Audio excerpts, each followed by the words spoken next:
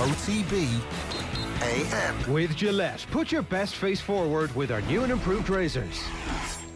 7:30 OTB AM Friday morning. How are you getting on? I hope you're dry wherever it is you are. It seems to have been raining for the last 2 months or thereabouts. But very good morning to you. You're welcome on in here to the cosy of OTB AM this morning. Eoin, Sheahan, how are you getting on? Yeah, very well, Adrian. How are you? Good. Eoin, just to sort of lift the editorial a little bit, was in the office about an hour ago and we were kind of chatting away and he seemed to be in good form, and then I could see him sort of shifting in his seat a little bit, become a little bit more unsettled, and it turns out that he's been reading Curran this morning and getting a little bit wound up on. Oh, I'm angry. What was Sheree Burns? I'm angry, Tony. I'm angry, Tony. Kieran Whelan, yeah. He's written an article this morning, you know, just kind of feeling the temperature of the nation and then telling the nation about said temperature. Just well, the temperature of Kerry specifically, let's face it, this is what's got your ire up. It is probably the first thing I would go to of a morning. Like the headline in the Independent this morning, defence still the unknown quantity for Kingdom. But it's not an article about the defence at all, actually. I don't think there's much talk about Kerry's defence whatsoever. The point of this article is to focus on the element of hype that surrounds counties that aren't Dublin. I think this happens every year whenever there's a county that might be able to challenge Dublin, whether it's Mayo, whether it's Galway that one time, Tyrone even. The people who enjoy Dublin football and support Dublin football always say, look at those people getting completely carried away with every single element of their life. Look how crazy they've got. They think they can beat us. Look at all the hype. That's the main reason why we were able to beat them so easily, because of course there's no hype in Dublin. So he's trying to paint a picture that there's been hype in Kerry as a result of a National League win, and like I'm really not sure there is. Like he's got a lot of quotes here from one Kerry person who is particularly hyped, which I'll get to in just a moment. And I think it's 1, 2, 3, 4, 5, 6 paragraphs of hype. These quotes are extraordinary. So what has us in a euphoric state of giddy anticipation is the news from the Kerry camp. Yes, indeed, the kingdom is back to normal. Really strong quotes. It's talk like Peter Keane, our trusted manager, has forgiven himself and his team for conceding the late goal against Cork. By all accounts, he's a new man with his mojo back. Why wouldn't he when he's the best set of forwards in the country? The Dubs broke the rules and got away with a gentle slap in the wrist. That's the sort of tone. These are really strong quotes. You're probably asking, though, who is saying this? Well, is it Darragh O'Canada? Is it Mike Quirk? Is it Seamus Moynihan? Is it Gooch, maybe? He's involved in the media. Could it be Kieran Donaghy? Which big Kerry name has got carried away? And looking into the small print, it's actually a reader's letter into the Irish Independent, printed in full in Kieran Whelan's article. That is how deep he has had to dig to try and paint this picture that people in Kerry are getting carried away with themselves. Kieran Whelan is right, is the thing, when you read the full piece. Like, the Kerry people that I've spoken to, they really don't know what to do with themselves. And, like, you're your own worst enemies in this, because well, it really doesn't matter. It doesn't matter what you say. Generally, people from Kerry, you just can't believe a word of it. Explain they don't know what to do with themselves. So I was talking to a neighbour of mine during the week, out doing a great bit of work on the street, living in Dublin for 50 years, and from his accent, you think that he'd never left the confines of Kerry, but was trying to spin me the yarn that Jim McGuinness was back in working with the Galway players, that they were heavy-legged, they'd been doing a lot of training, they hadn't been long together. Listen, there's nothing, don't be reading too much into that whooping of Galway. Like, it was straight from the Peter Keane Bible of, sure, there was nothing between them. That game could have gone either way. Kieran Whelan is right, and he also goes into the idea that this game means far much more to Kerry than it does to Dublin, and he's spot on about it. Like, if Dublin go and swat aside Kerry, and I don't expect that to happen, I actually do expect Kerry to win this game at the weekend.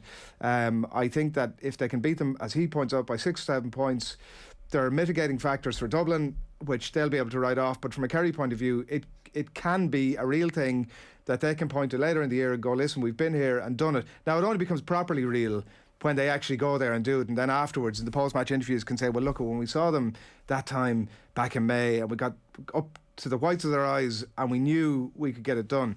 I do think part of the difficulty, I have to say, in an overall sense, is that we're all reaching around in the dark trying to find out who Arya Stark is. There's a possibility that Arya Stark doesn't even exist yet. That's, I think, maybe the biggest concern. Explain that analogy a little bit more. In that we're all sort of, is it Mayo? I mean, like...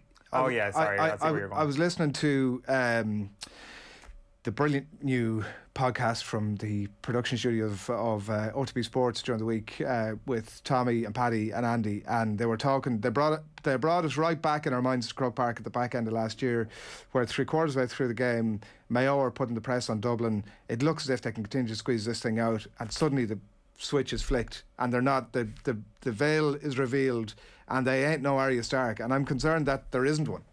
Yeah, like when you say Kieran Whelan is right, I'm not disagreeing with Kieran Whelan in terms of his opinion in this piece. He is right. He absolutely knows what he's talking about. It is a bigger game for Kerry than it is for Dublin. There are the idea of a psychological blow being possible on their side of things by maybe winning by a couple of points is definitely real. So I'm not disagreeing with that. Kieran Whelan is right in a lot of what he's saying.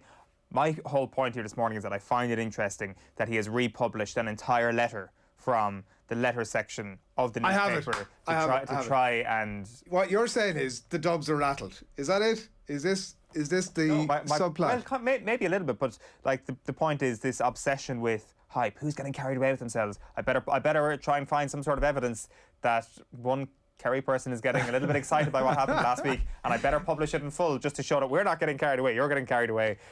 This hot potato of hype that nobody can handle, and it is... just a particularly interesting talking point, considering the likelihood is that Dublin will be All-Ireland champions, and it's just kind of...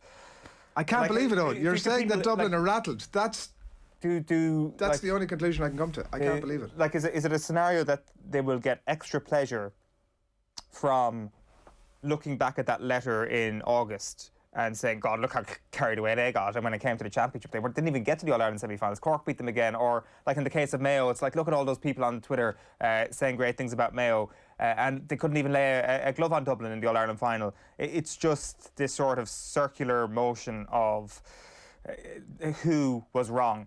Did people get some sort of happiness at a meaningless part of their season, and therefore can I actually turn that little bit of happiness back on them later in the season when they inevitably lose a game?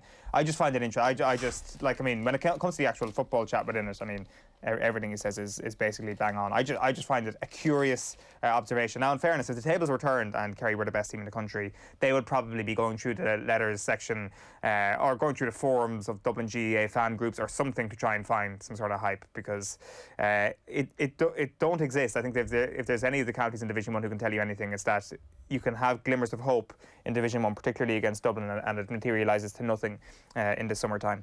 Dublin are rattled is not a phrase I've heard in about 10 years. So you heard it here first, folks. When we get the evidence what happens over the next few months, we can replay this clip and say, "Oh, I knew all along that X." That's just a weird Arya way Stark. to kind of like spin what I was saying. That's my take.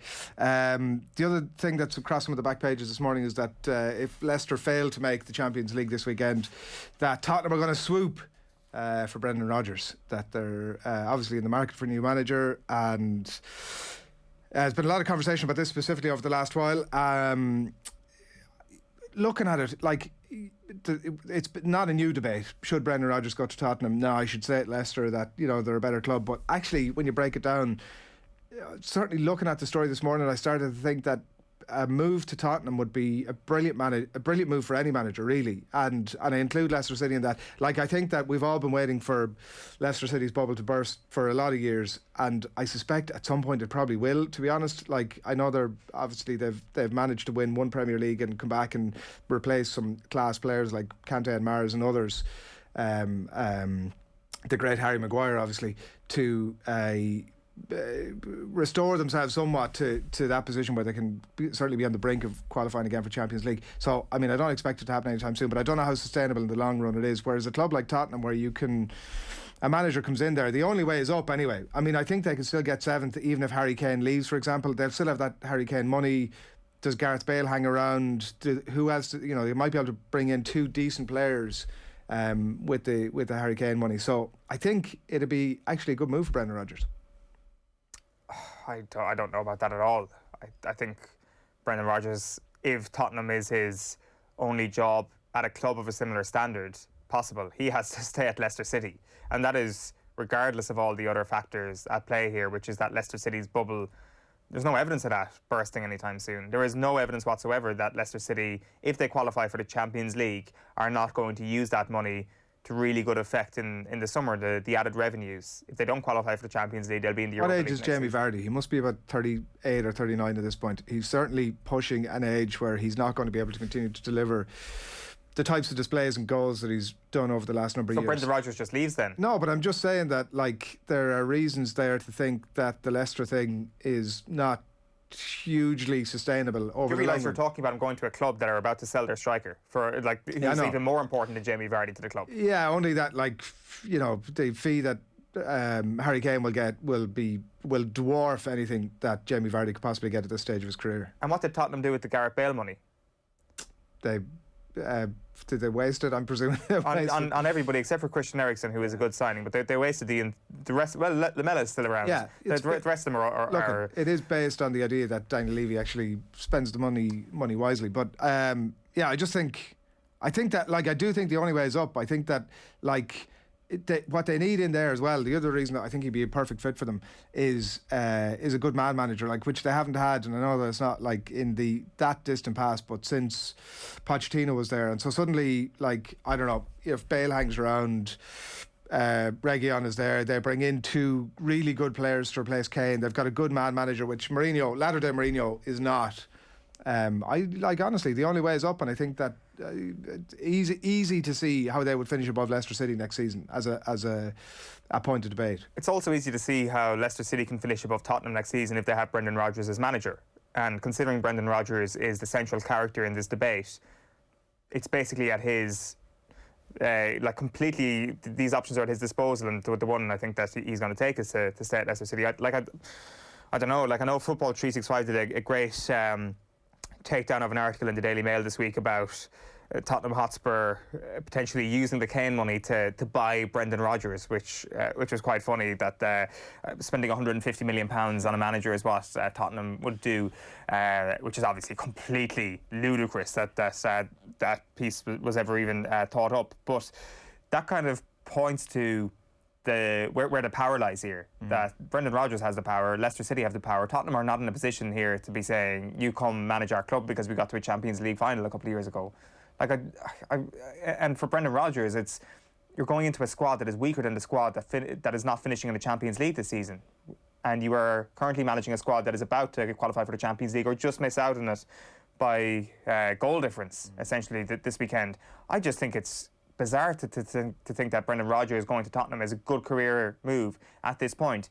Also, there's no hurry. Maybe Brendan Rodgers thinks to himself, maybe Tottenham get everything together over the course of the next couple of seasons. I back myself. I've done a pretty good job over the last couple of seasons here at Leicester City. I can take that job if they end up getting back to the Champions League final year after year after year. But the available evidence that we have now is that Leicester City are probably the fifth best team in the Premier League. With all due respect to Leicester, I think Liverpool are a better team than Leicester, and it will be a slight overachievement for Leicester to finish in the top four. But they're not any worse than fifth. They're better than Spurs. They're better than Arsenal. Yeah, they're better than Everton. They definitely are. I mean, anybody's better than Arsenal.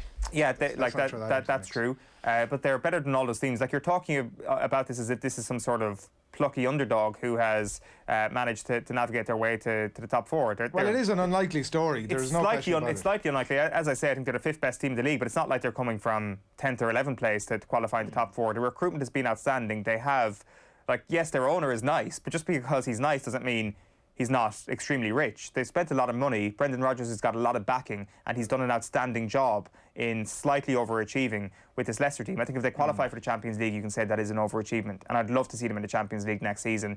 Regardless of what happens this weekend, it's a very exciting job still, Leicester. Like, if you're starting with, put it to you this way, if you're starting a new game on Football Manager, which club do you want to take over, Leicester City or Tottenham? You take over Leicester City every day of the week. You do, but that's like nobody likes Tottenham. Like, they're an unlikable club. They just so why would Brendan Rodgers go there? He doesn't care about whether they're a likeable club or not. He cares about what level of success they can Brendan achieve. Rodgers has got a bit of an ego. I think he cares about likability. He himself does, and like, he can maybe do the job that Arteta was brought into Arsenal for, that he hasn't quite fully achieved yet. They probably both have similar enough tasks at hand, actually. Tottenham and Arsenal are very closely aligned on his. Well, the thing is, like, Tottenham and Arsenal would absolutely pay big money for Brendan Rodgers. Like, but that's not where the question is. The question is on Rodgers' side and Leicester's side. Why on earth would they break this thing up when it's had such a brilliant couple of years? Now, you're watching OTB AM. We're coming up on 7:45. We're live in association with Gillette. Good morning, start with Gillette, giving you the confidence to tackle the day ahead. Delighted you could join us this morning. If you're watching on YouTube, we're having a bit of buffering issues, as somebody has pointed out there. It's to do with the weather. It's lashing rain, and that's what's happening there. May or may not be the case, but we're on it to try and fix it anyway. So bear with us, and we're also available over on Twitter and Facebook and streaming on the OTB Sports app as well. So head along there and download it. Now we're going to we've lots to come to the show. We'll give you a flavour of that in just a minute. But before all of that, Owen's continuing his Bluffer's Guide to the Euros. So everything you need to know that you didn't, and you'll be able to impress your mates with. And Owen, we're on to Group B. Everybody's favourite, Denmark. Yeah, let's do it. Let's get this 90-second timer underway. Denmark. Oh, you've got really good at football recently, but we are sick of the sight of you. They came second behind Switzerland in the Republic of Ireland's qualifying group for this tournament, and they are in back-to-back tournaments after making it to the round of 16 at the last World Cup. They did not make it to Euro 2016. So you don't need to be reminded about their highest peak at a European Championships. It was, of course, in 1992, when they weren't even in the tournament until Yugoslavia disbanded. Not quite sure why John Delaney didn't try that one in 2010. Now, the scale of their overachievement was summed up by the fact that Henrik Larsson was their top scorer in that year's tournament, a player who wasn't even the best footballer called Henrik Larsson in that era. This time, there is a sense that they can definitely cause more upsets and go deep into the competition, especially considering all three of their group games are at home. But let me hit you with a couple of lies that have been propagated recently. The first lie is that the Danish pastry is actually a Danish creation. Not true, it was created by Austrians. The second lie is that Christian Eriksen is finished. It looked in January as if Christian Eriksen might be finished, that he was looking away out of Inter Milan, but he's concluded the season in better form and helped the club to their first league title in 11 years. He's also been way more prolific for Denmark than he has been for Inter throughout the season. He plays in a more advanced position. So maybe the Denmark jersey is some sort of batsuit for Christian Eriksen where we get the best version out of him. There you see it on screen. Speaking of that jersey, let's have a look at those home jerseys, those away jerseys. And as a jersey fashionista, I think it is my responsibility to say, look at those sleeves. Look at those arrows in the sleeves. Wow, look at those arrows. Sorry that we're out of time, but just an interesting fact about this jersey. If you just keep the image on screen, you can see a sound wave on the home jersey. If you look very closely, you can see a sound wave. The sound wave is an audio form of the Danish fans singing in a stadium. So is this a kit designer with way too much time on their hands?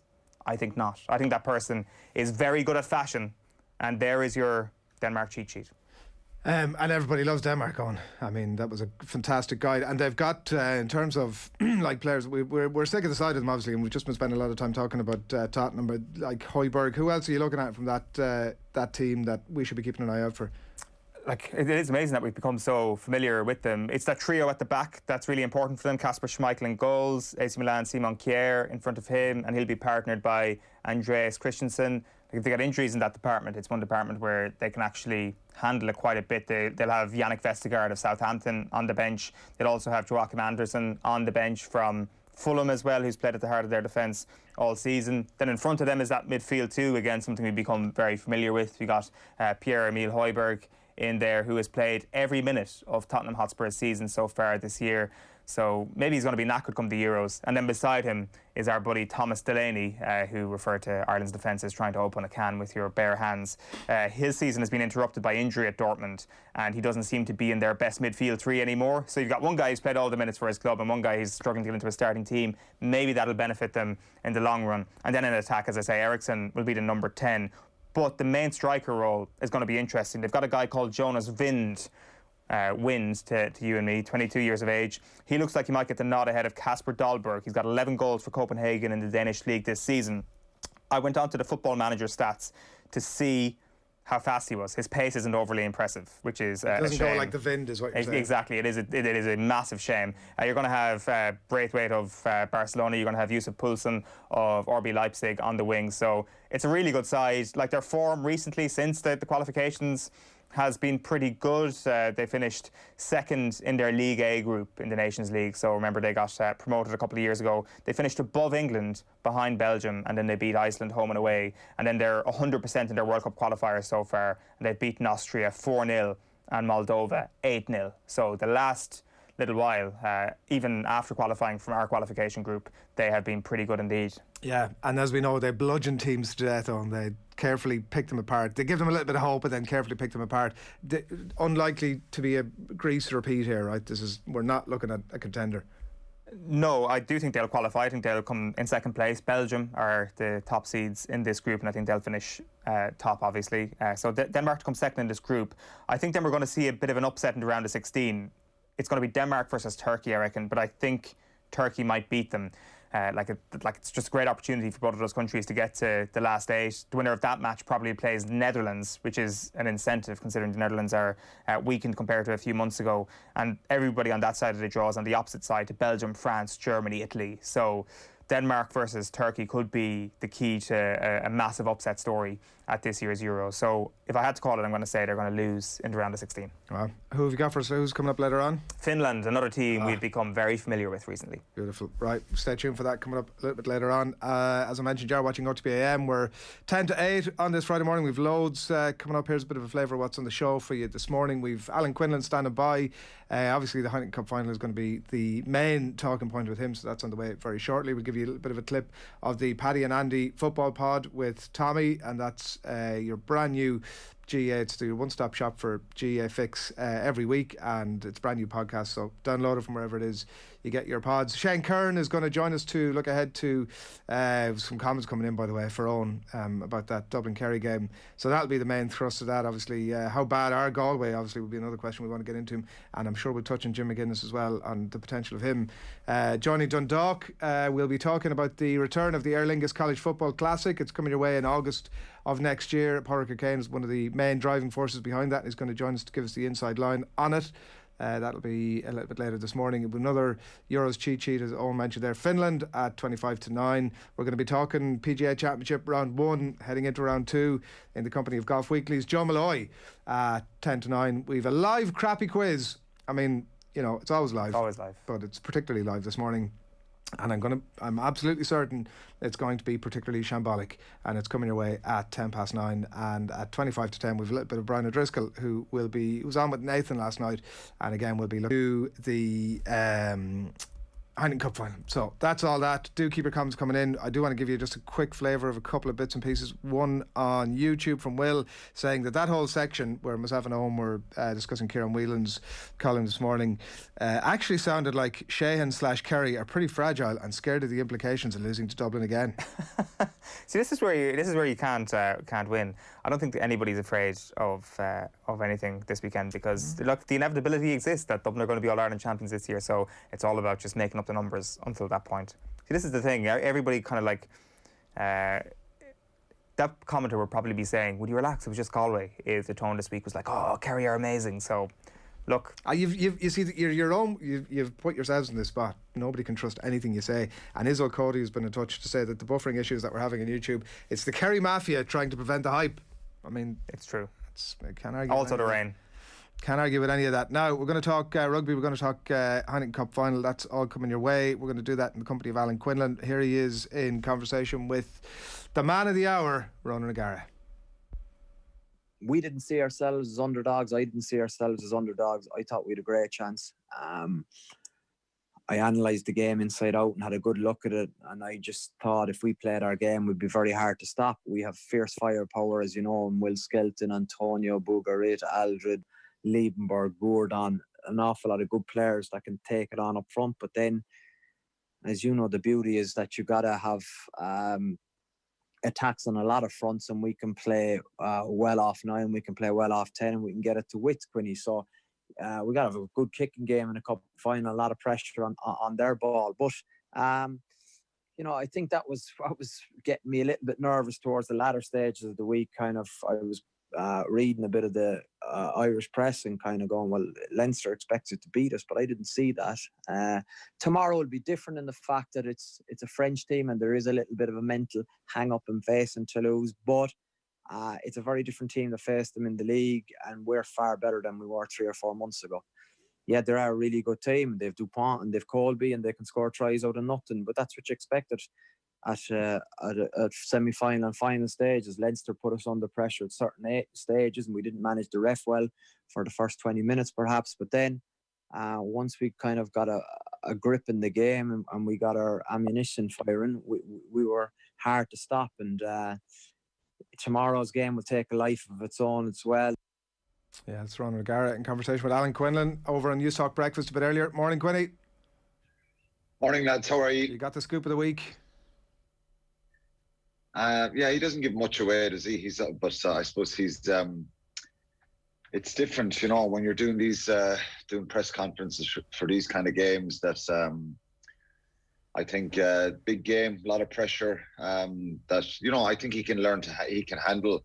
It's just whether his team handles that pressure and the excitement of final week. But he seems in good spirits anyway. I wasn't being at all critical. I was actually being serious. You got the chance to speak to the man, and that was good in itself. He spoke there about the nerves, Quinny, in advance of the Leinster game, and how they started to dial up a little bit later in the week as he was reading some of the Irish media. It's a very different game, but your experience of the man and how he copes with that nervousness. Yeah, I think he's just pragmatic. He tries to focus on what's in his control. I think everybody gets nerves, no matter how experienced you are. There's always going to be a little bit of nerves, which are good. You need them. You can't go into any sort of game or performance, if you like, whether it's an individual sport, kind of too relaxed. You need to have some form of anxiety and understand there's a challenge there, and you try not to look too far ahead and think of yourself winning the trophy and lifting it. You can dream about that, but there's a process that you have to go through and it's all about how you prepare really and manage the players. It's different for him now. He was really good as a player at speaking up and the week of big games and really demanding a drive and a desire and a work rate from players. That stuff he was brilliant at. So would you notice that in the week of a bigger game, Quinny, that he'd ratchet that up a small bit?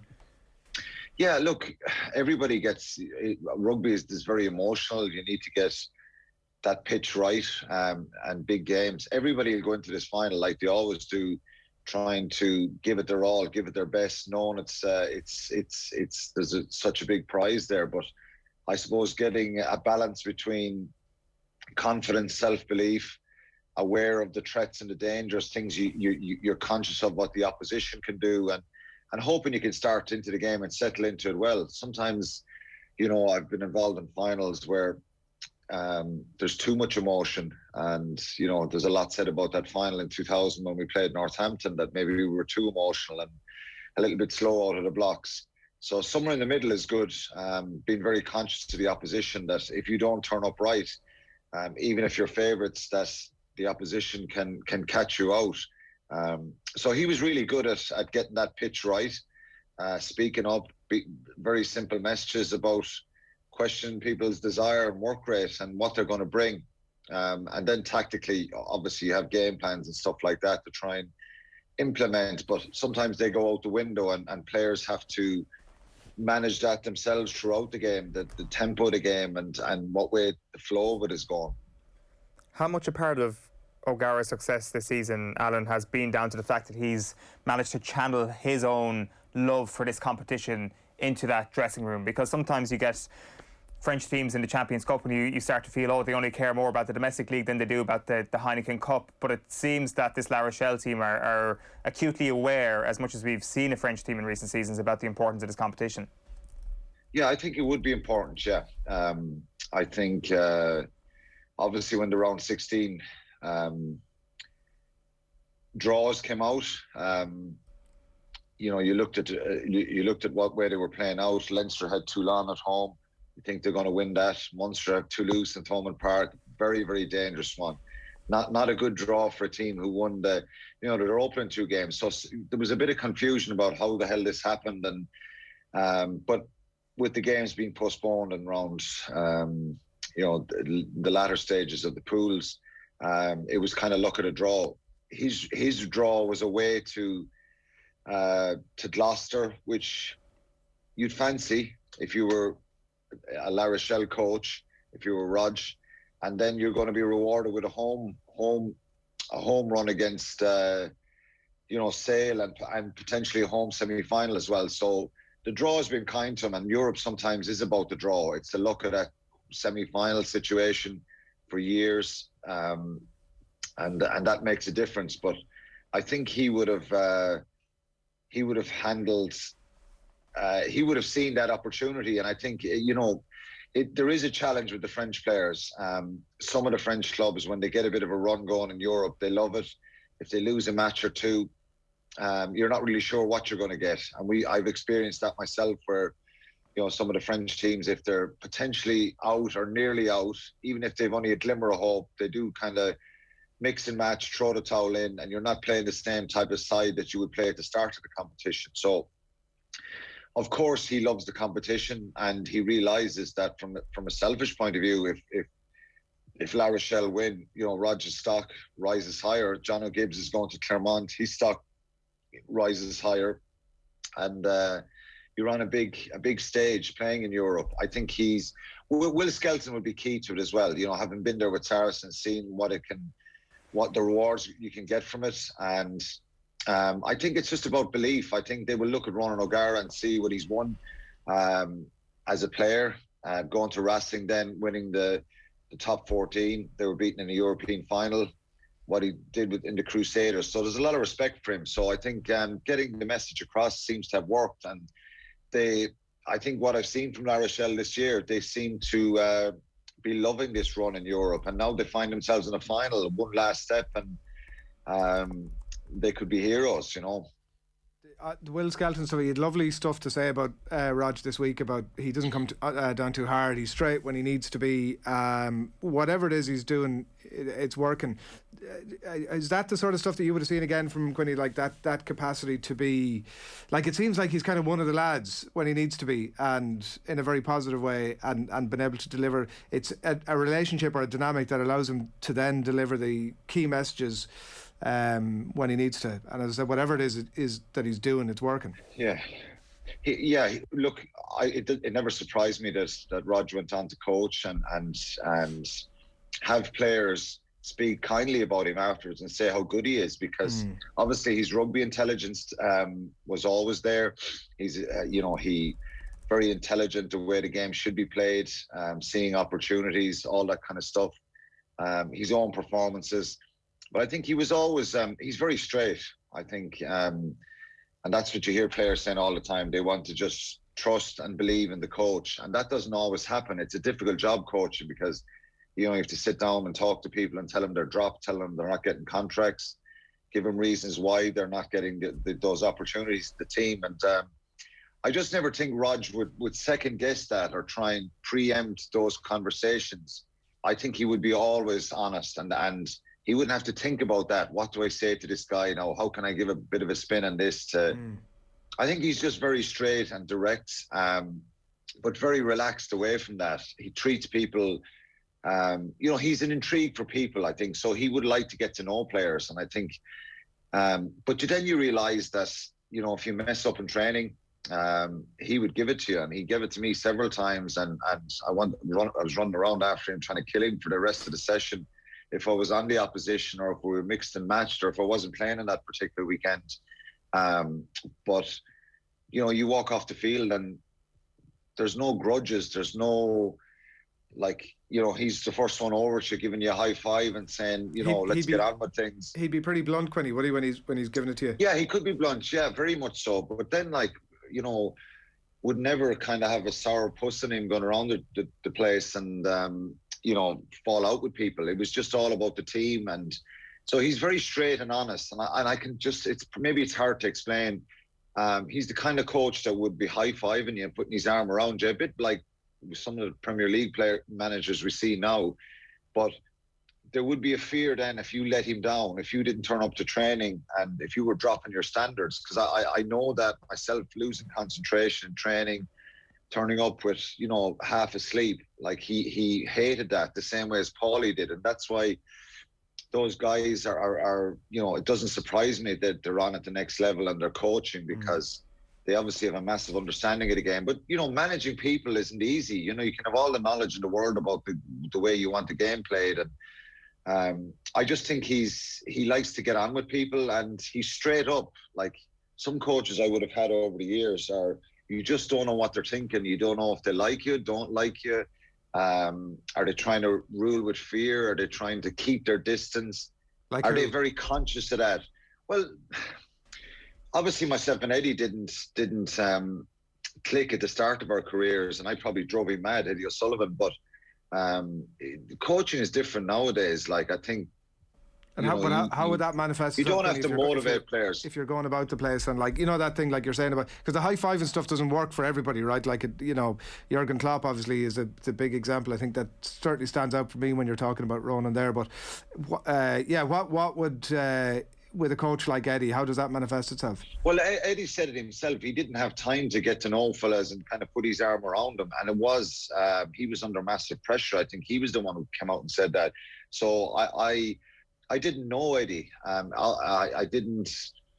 probably didn't get to know him. He didn't get to know me because I probably drove him mad. And, you know, we didn't have that kind of a relationship. But I think, you know, coaches nowadays it's probably a little bit different. You don't have to kind of check in with guys around motivation and desire. And the game is very, very professional. And I think it moves on very quickly. And, so look, I wouldn't have had a great relationship at the start. Eddie was a brilliant coach, and then we got on like a house on fire, and it was probably too late because I got injured after the World Cup. You know, when I started to, you know, get to the level that was required probably, and it hampered me a bit. So we didn't get enough of chances to kind of fix that and get on a good roll. But, you know, it's hard coaching. I think I look at Rassie Erasmus in Limerick. He was... got on well. He seemed to go around with a smile on his face all the time, and really want to chat and know players. Declan Kidney was brilliant with his man management skills, but some mornings Declan wouldn't. You know, he would have that big grumpy face in him, and he wouldn't talk to you, and you'd know to stay away. And it depends. Everyone handles the pressure differently. From what I just know of Rog, and obviously he hasn't coached me, but I just know he's the kind of fella that turns up and he brings a bit of energy into the room. He makes it simple. And the one thing that he really, really always demands is, you know, attitude and fight and desire and, you know, front up. And I think they seem like obvious things that everyone will just turn up with. But a lot of the time we need reminders. It's hard to get that emotional pitch right all the time. So he loves fun. He loves having the crack as well. And I think you hear that from the players. I remember going over to Racing a few years ago and meeting the Racing players and just standing back watching the engagement he had with them and the way they spoke glowingly of him. I know he was only an assistant and, you know, he's head coach for the last 2 years in La Rochelle. But to hear players come out and say stuff, no, they're not going to come out and say bad stuff, but they're talking about what he's done for them individually. Like Victor Vito, who's won 2 World Cups with the All Blacks a few weeks ago, was talking about how he's helped him believe in himself more and get the best out of himself in recent weeks. And you saw some of his performances, you know, in the Sale game and in the quarterfinals and against Leinster. Superb player. He's 34, but he's kind of reignited his desire and getting the best out of him. You hear Skelton talking about him. And I'd seen that before with some of the French guys, the way, the respect they have for him. Look, he's going to fail. He says that himself. He has failed as a player. He's not going to do everything right. So, but I just think he understands really, really hugely what's required to go out and be a player, perform. And as Will Skelton says, it doesn't always mean you're going to be a great coach, but I think his rugby knowledge and the way he sees the game played has helped, obviously, and then his personality with getting to know the players. But don't get me wrong, Rodgers isn't this fellow who bounces around the place with a smile on his face all the time. He could rip you to pieces in one swoop and chop you down to size. But he always had a great ability to, if he did that with you, to tell you that he believes in you and he knows you're better and that the team needs you, which is a great skill in itself.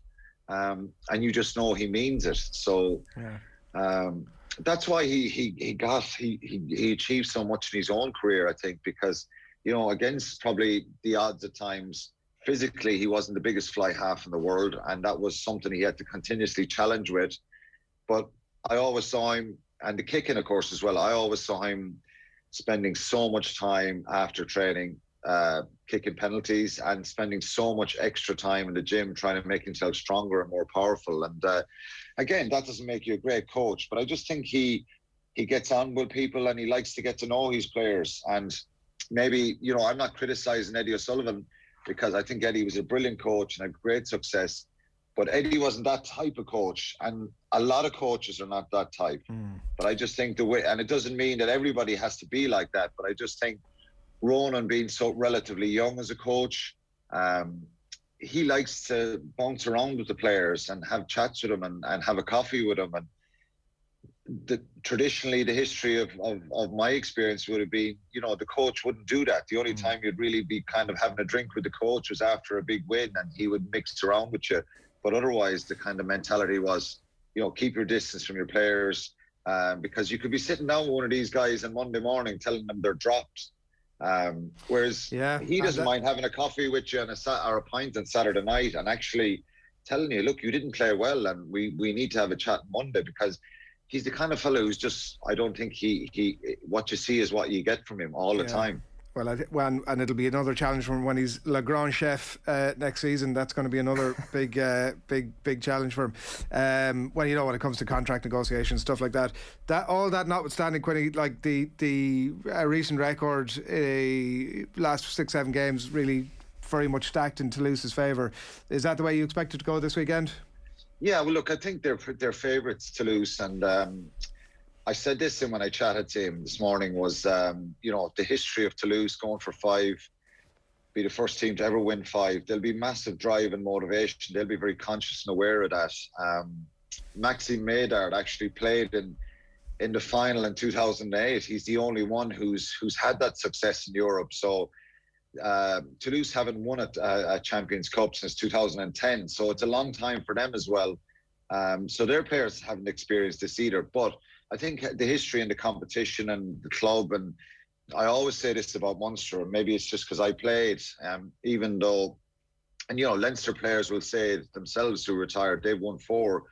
You know, when you win European Cups, you kind of, you forever associate yourself with that competition and your club with that competition, and you kind of get the feeling that there's a standard there and that we have to turn up and play well in Europe, and this is important to us because previous people have won it.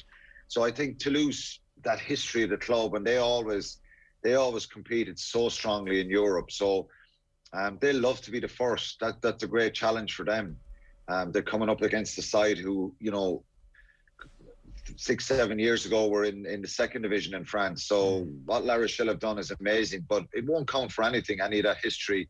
It's all about performance. And if you let Dupont play, Intermac, Chelsea, Colby, if these guys get enough of quality balls, they can you know, destroy any team. So Rodgers will be aware of that. But Toulouse are slight favourites and deserve to be. But you know, I've been very impressed with La Rochelle, the way they've defended, the competitiveness of the players, that kind of raw edge that they bring, and they'll have to bring that tomorrow against you know, a really brilliant Toulouse side. Yeah, I wonder, I presume he's entertained himself by watching that deep fake of himself and Brian O'Driscoll that's doing the rounds. It's quite the work. I recommend people go and check it out. Quinny, come on, thanks a million, enjoy the game.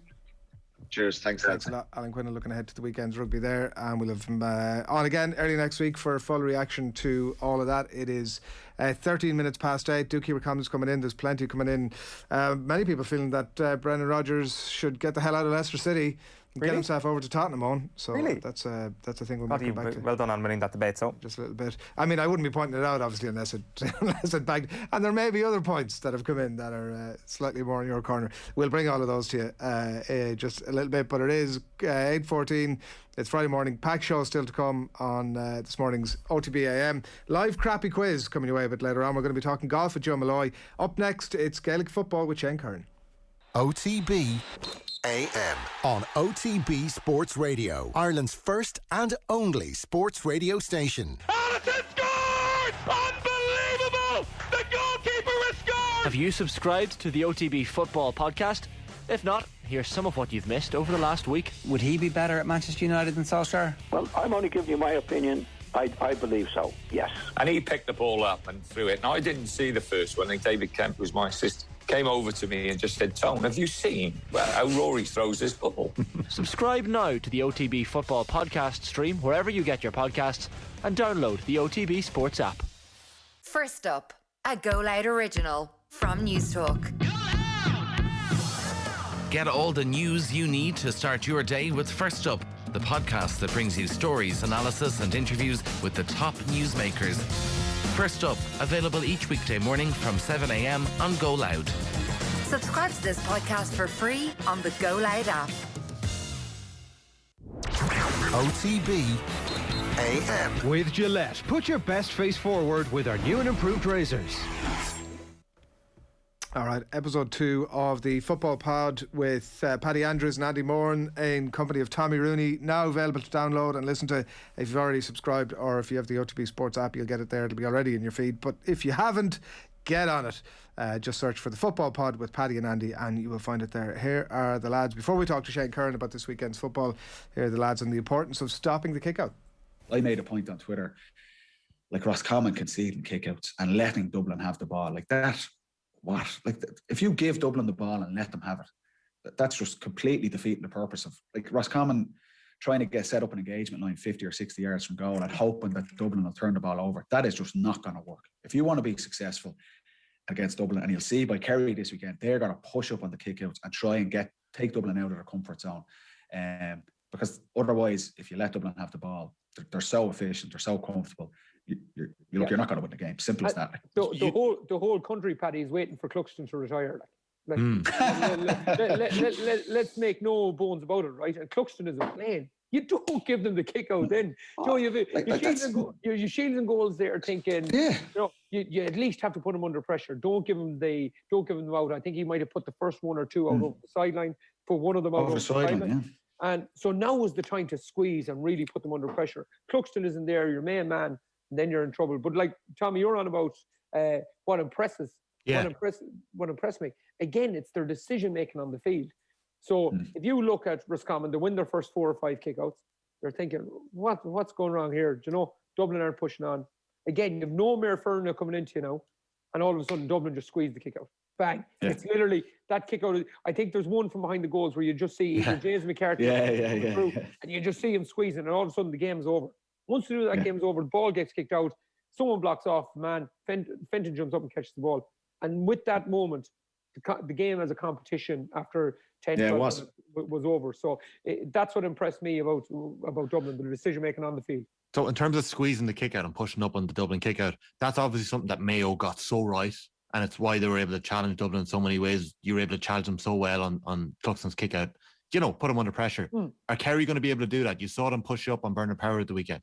The reason we could do it is because we had physical units around the middle of the field who could physically run with the Fentons and the McCarthys and these guys. And that's the reason we could compete. Now, you have to remember the last time me as a player was part of a team that bet Dublin was 2012, okay? So we did really well, but we never Andy, I'll tell you, from our perspective, getting the ball out of the fence against Mayo was the hardest challenge for us.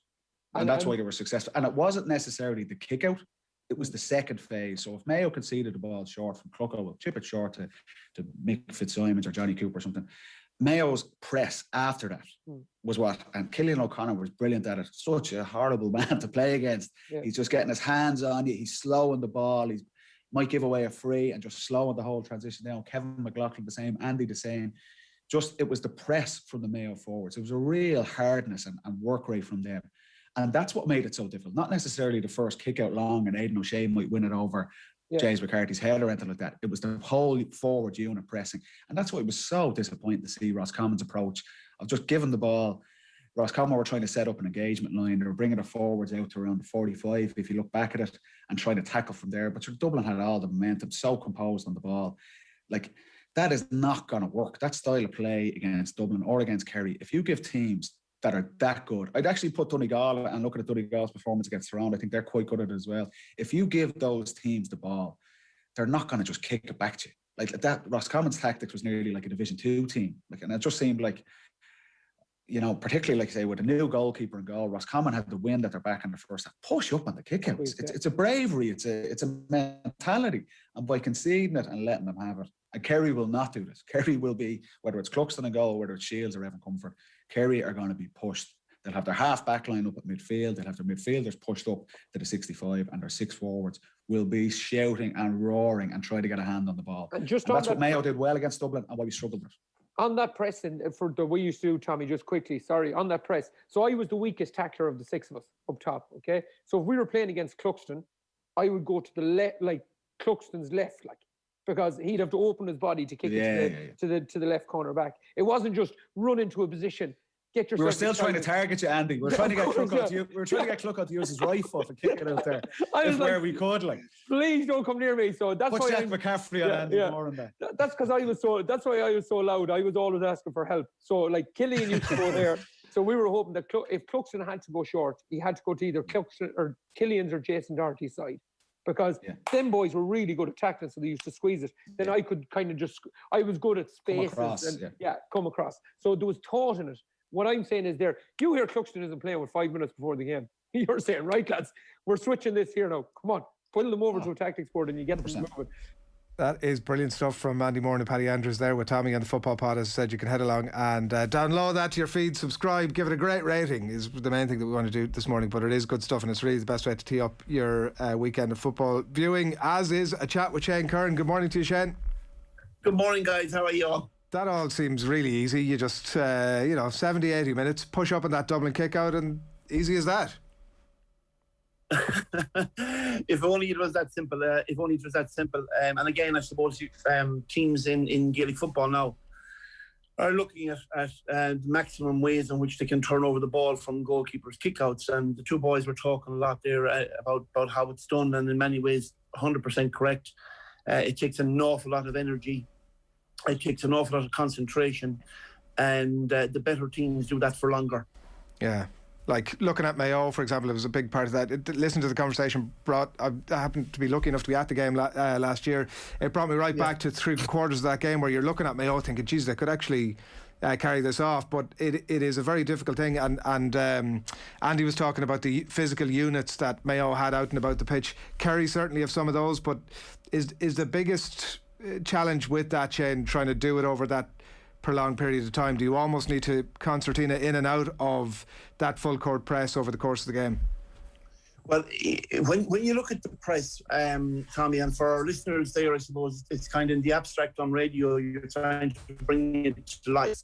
But there's 3 pillars to the press. You've got the vertical press, you've got your lateral press, and then you've recovery after the first press, where the ball goes over the half forward line's head. And the vertical press, so if you can imagine the game from a football standpoint, it becomes a game pitch, becomes a soccer pitch, and laterally then the players like Dublin and Kerry, they just move and shift across, and they shift and drift across, almost like a drift defending, like Dublin do very well. And then the recovery press is when the ball goes over the half forward's head, they're back underneath it, and they're really the 3 pillars: vertical, lateral, and recovery. And if you do that well, really well, like Dublin do, and to be fair, there's probably 2 or 3 other teams like Kerry, Mayo, and Donegal. Tyrone don't necessarily do that much. They seem to just back off, but certainly under Mickey Hart, you may see a different tactic employed by them this year. The other secret to that is ensuring that the transit time for the ball is as long as possible. So if you're giving goalkeepers headaches by ensuring he can't go short, for example, like Roscommon last week against Dublin, what was happening was their half forward or half back line were committing to being inside their 45, but they weren't getting the ball, and this has been a tactical issue for quite some time with a lot of teams.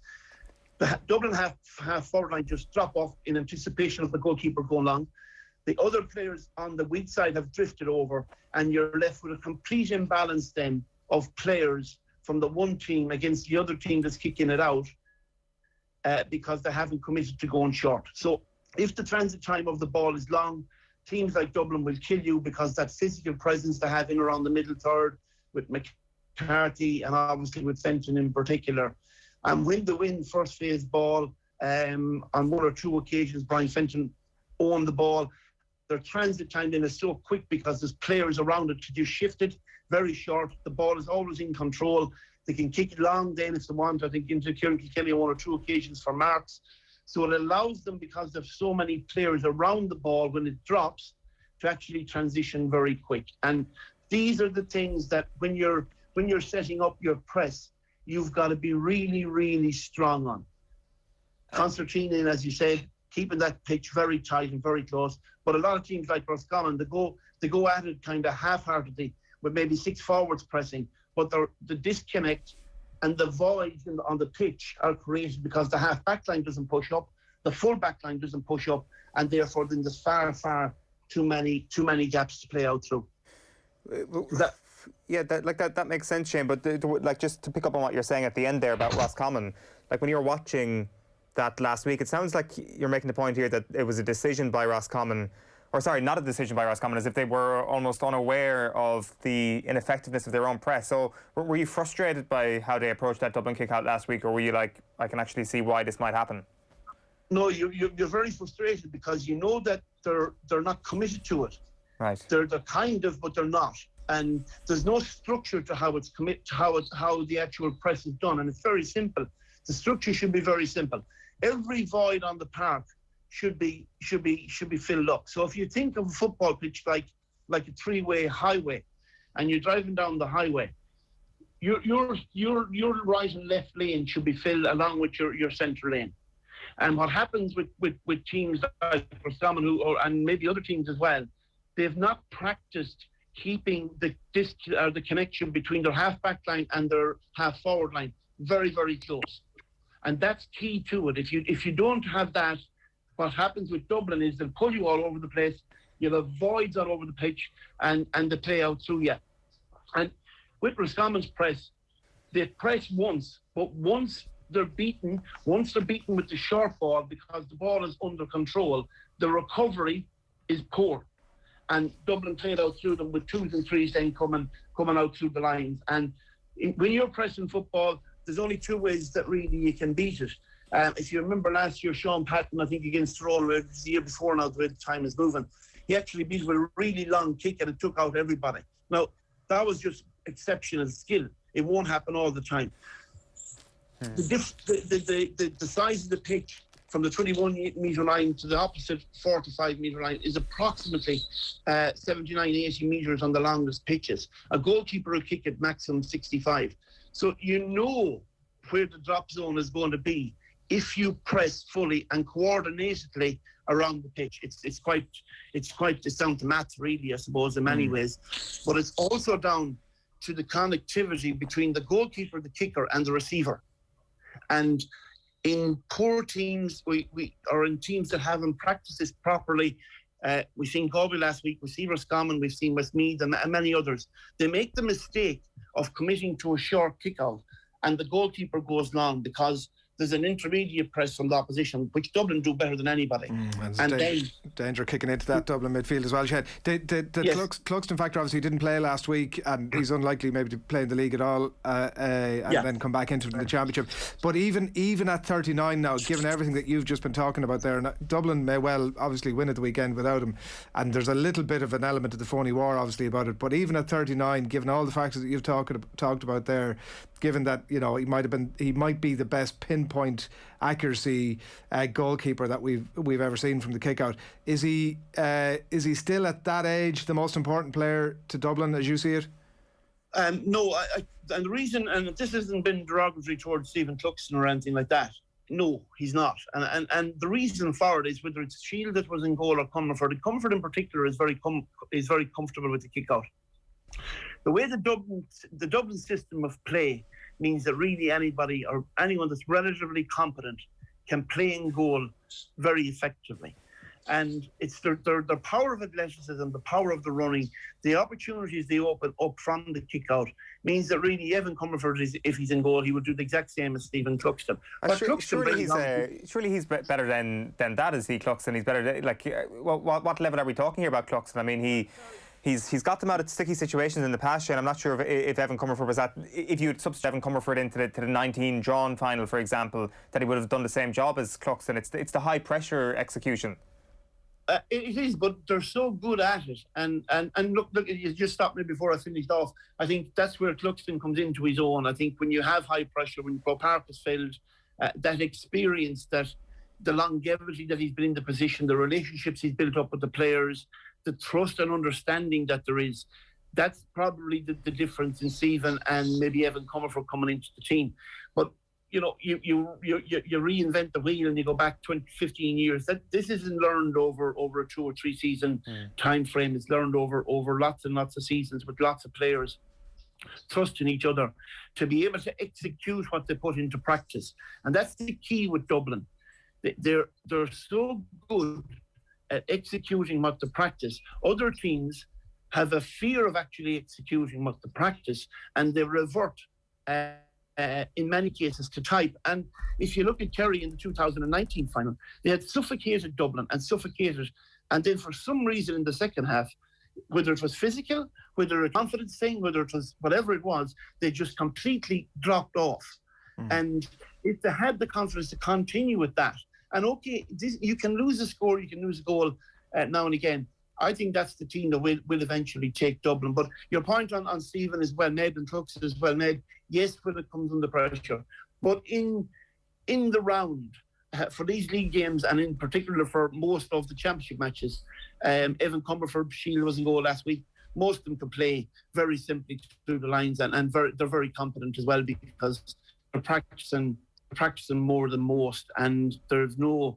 they're not scared of implementing it in game time, and they're not worried about making mistakes. Shane, that line is just a little bit patchy there. We're just going to drop you off and get you back up on the phone, and a couple of other bits and pieces to talk to you about before we wrap up on the football. But interesting stuff on about the kick out, the physical units that Andy was talking about in that Mayo team. Kerry certainly have that capacity to be physical, they have the fitness, that physique to do something similar. Yeah, they've done it in the past. Like, it is an interesting question on Cluxton. I think that for most of the league and for most of the championship, you can replace a lot of players in that Dublin team and they can do a similar-ish job. I think that obviously Dean Rock was out at the weekend and Cormac Costello took the frees. Now, in fairness, you might point to the penalties and say he might not have been as good as Dean Rock, but he did an exemplary job. There's a lot of players in different positions, with the exception of maybe Fenton, who can come in and do a similar job when you're in the Leinster Championship. It is just that big game experience, and like I'll go back to it again. I'd like to have seen what Evan Comerford would have done in those 2019 finals, especially the first game or any of the big games against Mayo.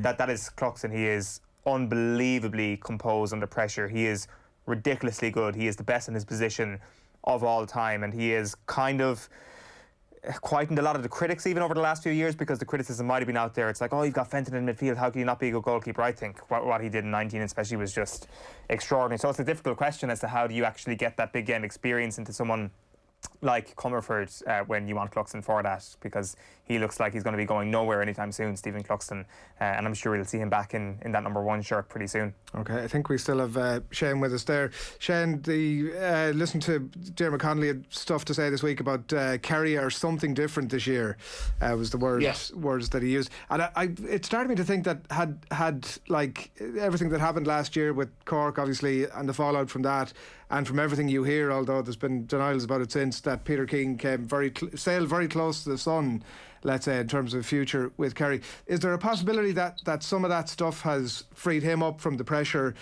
that the fans bring, or that the thirst that's there? Has some of that freed that up in terms of his approach, his style, his general outlook, do you think? It's hard to say. I think the tests will come later on in the championship for Kerry.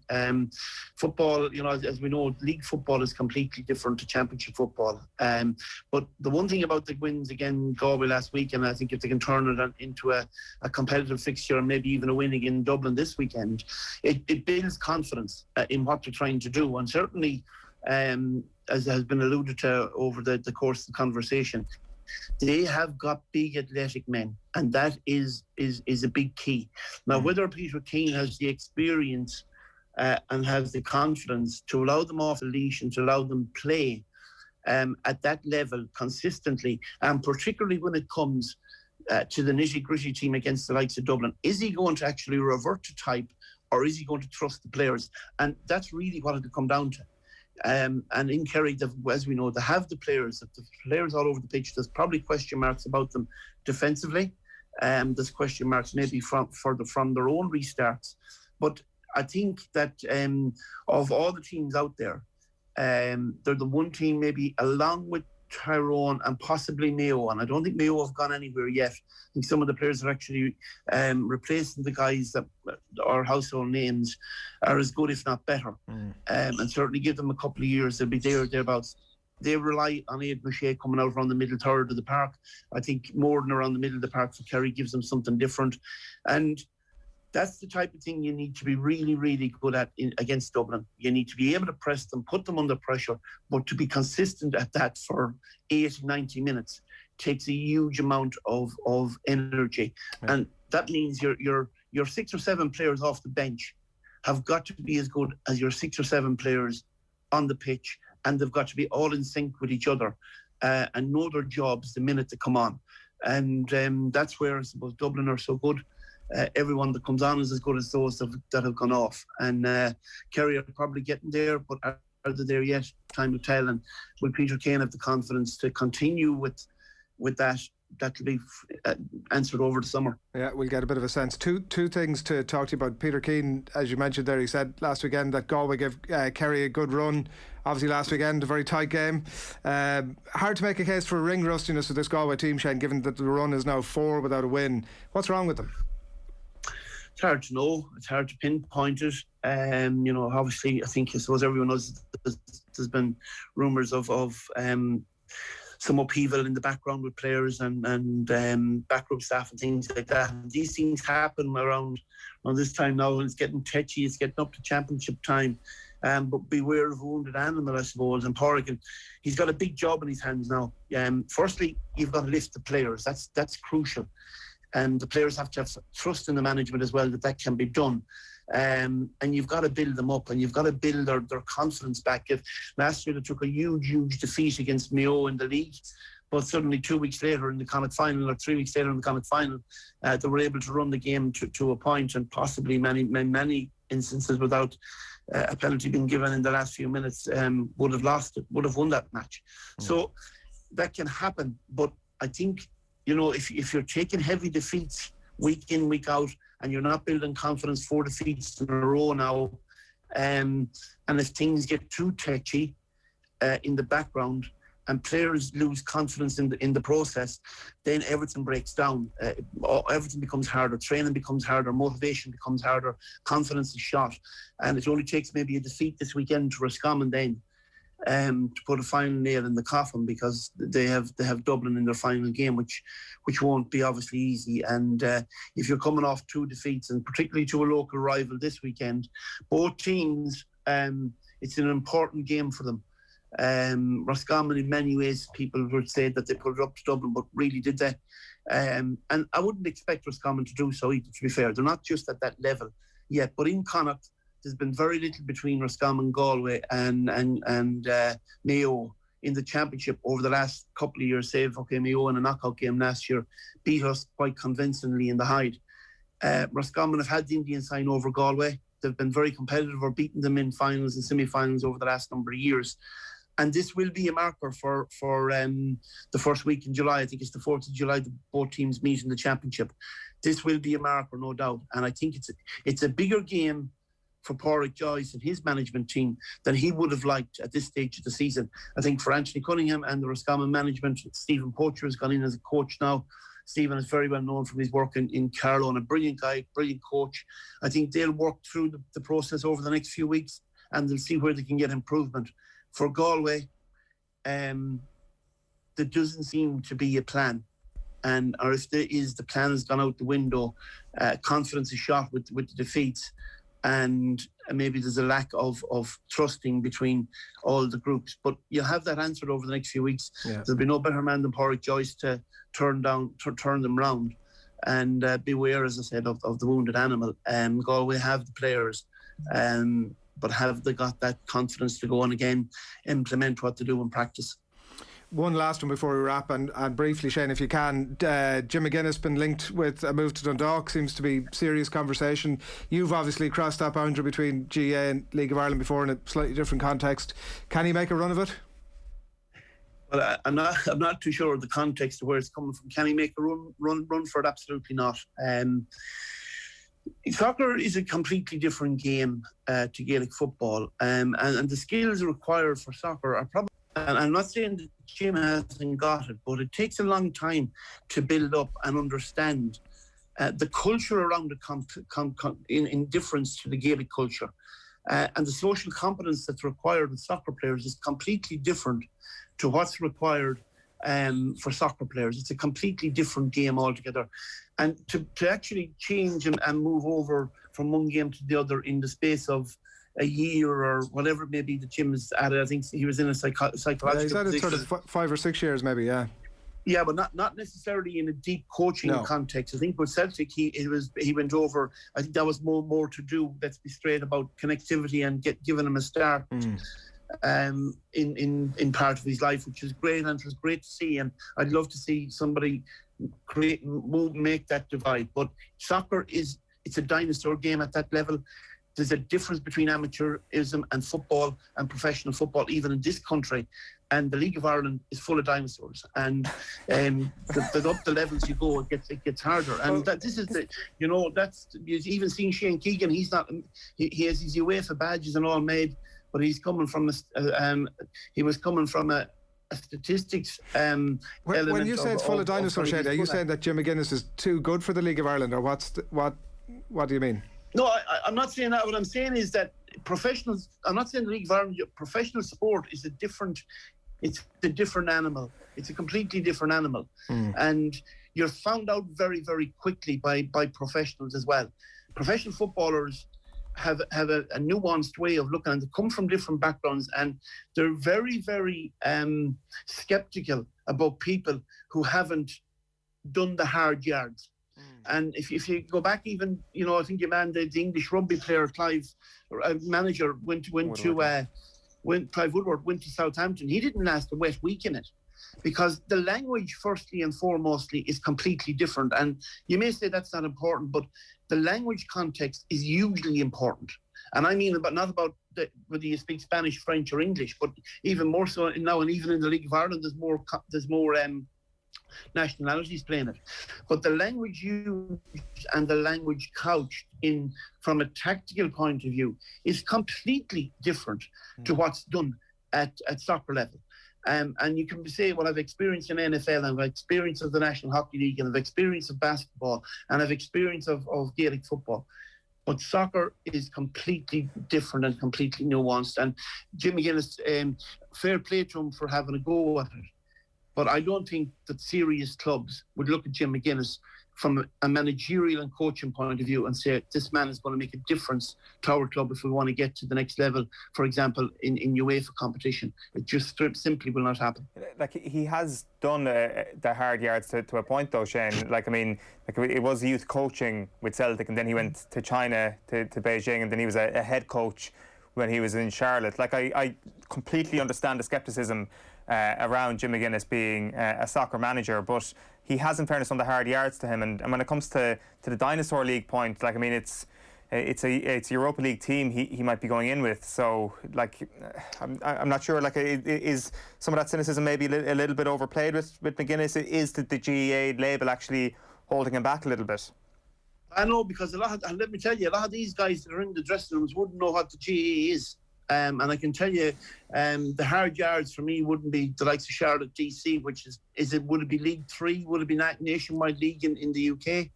At a push, maybe China. I think he was 6 or 7 months there in an assistant capacity. So those type of hard yards are the hard yards that professional footballers would look at, and it's very similar to maybe what Michael O'Neill, the manager of Northern Ireland, has gone through. He's done the hard yards in the league itself, north and south, across in Scotland. So he built up a kind of a reputation And the same for many of them. They've built up reputations within leagues that are known to the players. So when you say a player says this lad is after coming from the GAA and he's won an All-Ireland with Donegal, you may as well be talking gobbledygook to them because they won't understand it. And what furthermore, they'll say, well, that's a different game.